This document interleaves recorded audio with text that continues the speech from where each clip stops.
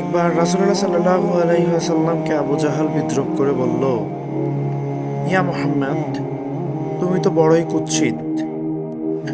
নবী করিম সাল্লাল্লাহু আলাইহি সাল্লাম শান্তভাবে উত্তর দিলেন, তুমি সত্য বলেছ।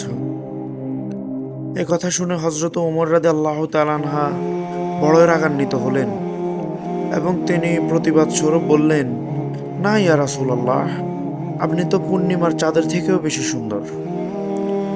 নবী করিম সাল্লাল্লাহু আলাইহি সাল্লাম তখন তাকেও বললেন, তুমিও সত্যই বলেছ।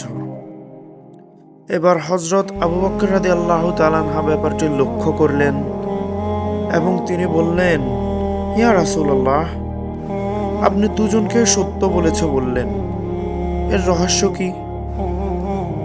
তখন রাসূলুল্লাহ সাল্লাল্লাহু আলাইহি ওয়াসাল্লাম বললেন, মানুষ যখন কিছু দেখে আসলে সে নিজের অন্তরকে সেখানে প্রতিফলিত করে। সৌন্দর্য মানুষের হৃদয়ের ভেতর থাকে। যার ভেতর যেমন সে তেমন ভাবেই অন্যকে দেখে।